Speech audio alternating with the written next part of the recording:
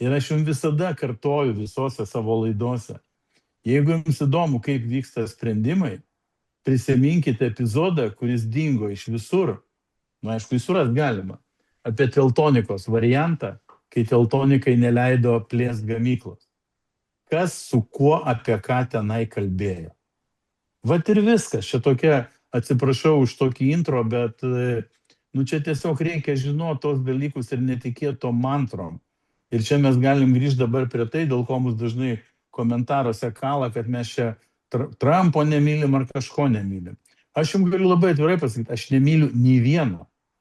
Ir pritariu Viktorui, jeigu tu nori blaiviai matyti situaciją, tu turi nestovėti nei vienoj pusėj. Taip, labai teisingai. Nu, tai kokios tavo pažiūros? Man svarbiausia yra Lietuva. Aš analizuoju pasaulį, kad suprasti, kaip jisai veikia. Tik taip tu gali daryti atitinkamus sprendimus, matydamas, kas žaidžia kokioj komandoj ir kokios yra priežastis visų pasiekmių.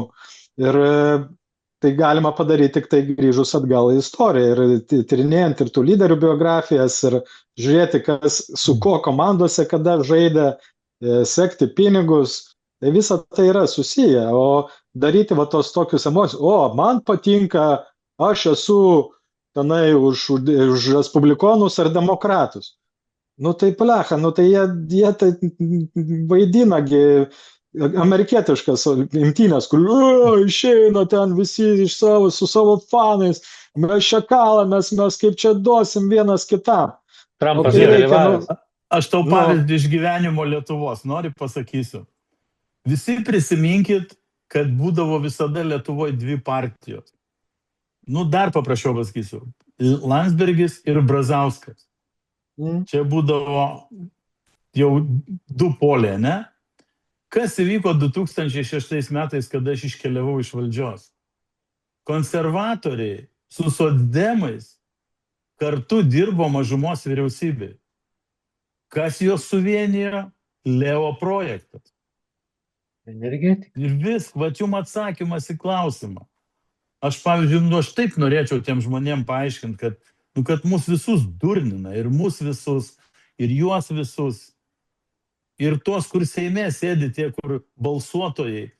Ar atsiras nors vienas mūsų auditorijoje, kuris išvardintų 20 Seimo narių iš 141? Nu, duodu galvą kirs, kad tikrai neatsirastų. Nebent dirba Seime ten patarėjais kokiais nors, bet jiem mūsų žiūrėti negalima. Tai, va, čia yra atsakymas į klausimą. Ta visa masė yra balsuotojai. Košė verda, ten maksimum 10 žmonių. Maksimum. Ir ne Seime ta košė verda.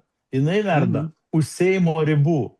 Jeigu dar kam reikia pavyzdžių, MG Baltico bylą prisiminkit, kur Gabrielius ėjo pristatinėti partijos programą į restoraną Kurlianskiui su Mocku. Nu ir viskas, daugiau... Visatos valdovo anūkas. Kokie lygmenį. Tai dar pavyzdys, žiūrėkit, jau pas mus, kadangi mažas kaimas, tai labai akivaizdu, kad yra tie mėlyni raudoni, ne? Tai pažiūrėkit, jau nuo 2009 metų yra nepriklausomi kandidatai vadinami. Tai buvo Grybauskaitė, 2 kadencijos atsėdėjo, taigi jinai nepartinė, irgi ne. Ir Nausėda irgi nepriklausomas. Tai jie supranta, kad jeigu bus arba vienas, arba kitą, niekada neišrinksiu.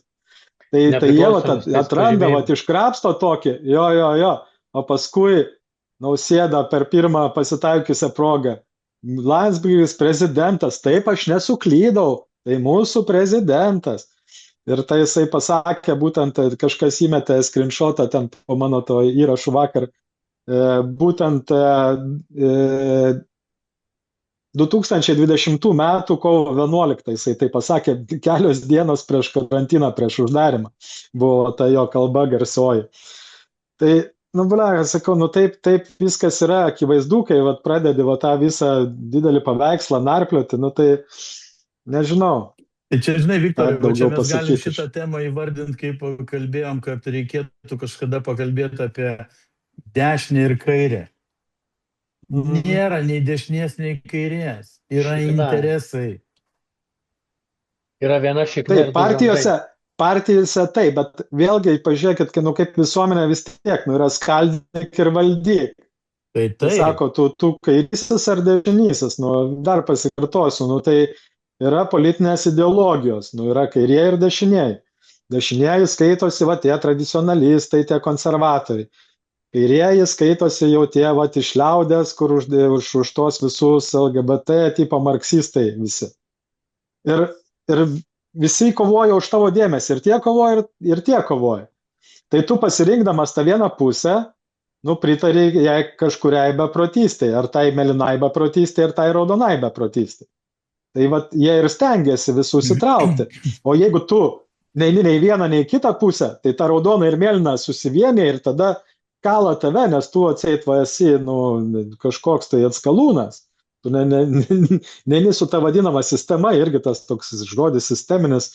Visi mes esame sistemoje. Kaip tu bebūtum, ką tu bedarytum, vis tiek, žinai, jeigu tu esi nesisteminis kandidatas, žinai, kaip pasako, tu jau dalyvaudamas rinkimuose, tu jau iš karto tampi sisteminiu, nes tu dalyvauji sistemos primestose taisyklėse.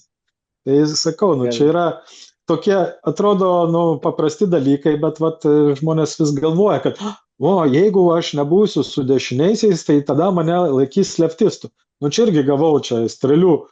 Tai jeigu tu čia esi prieš krikščionis, tai tu reiškia, nežinai, tai galvoji, kad yra daugiau negu dvi lytis.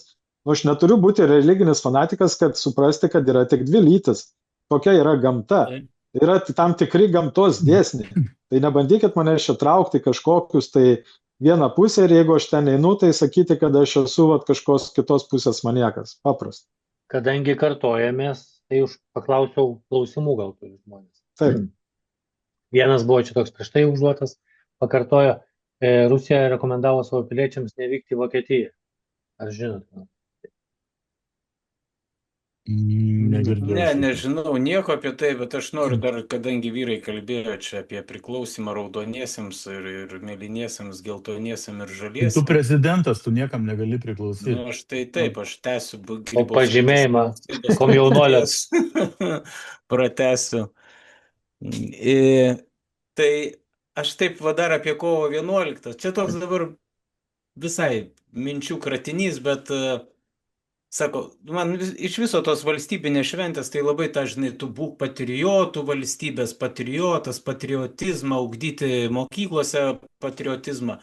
Nereikia būti jokių valstybės patriotų, pasakysiu taip. Būkit tiesiog žmonėmis. Viskas. Būkit žmonėmis, elkitės padoriai. Ir valstybei to užtenka.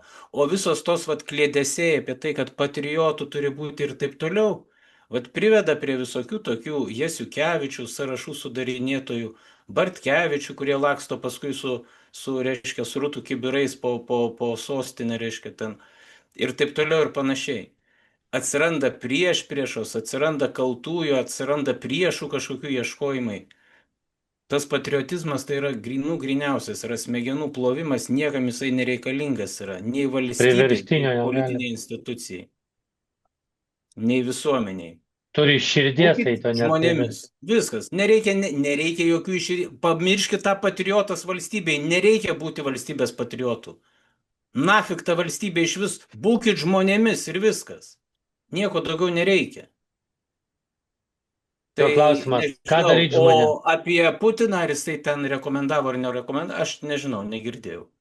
Tai kitas klausimas buvo, žmonės mato, kad išvagiama, niokojama Lietuva. Ką daryti? Kaip gelbėti? Būt žmonėm užtenka? Kaip ten sakė? Aš tau pasakysiu labai paprastai. Раз ничего не надо, все украдено до нас, kaip tam filme. Žiūrėk, kito būdo, kaip veikti taip, kaip valstybės sąranga, tu neturi. Reiškia, reikia paimti už deguonę savo Seimo narį ir jam pasakyti. Ir jis neturi teisės daryti kitaip, negu tu jam pasakėjai. Tik vienintelis būdas yra per savo išrinktus, juk jie kaip vadinasi, išrinktieji, ne? Tai jie ne patys save įsirinko, juk išrinko žmonės. Tai va dabar, kodėl žmonės, kai išrenka, jie pamiršta, ką jie išrinko. Tai jie tegul dabar nueina ir pasako savo nuomonę. Nes per kitus rinkimus jie labai svarbus tie žmonės pasidarys. Kito būdo aš nematau. Man irgi dažnai ten, žinai, o tai ką jūs čia tik kalbat, nieko nedarot. Tai aš, pavyzdžiui, kalbu tam, aš tik už save galiu kalbėti, kad žmonės pamatytų kitą pusę to mėnulio, kurio mums niekas nerodo. Ar apie Ukrainą, ar apie Iraną, ar apie Izraelį, ar apie Ameriką, ar apie Lietuvą, ar apie Rusiją, apie bet ką. Nes mums rodo vieną pusę. Ir tai yra tikslas, kad mes skaldytumėmės. Nes tie, kurie mato tą vieną pusę, jie visada sakys, kad tu esi neteisus, matydamas tą kitą pusę. O visur yra kelios pusės, ne visada dvi, kai kur dar daugiau.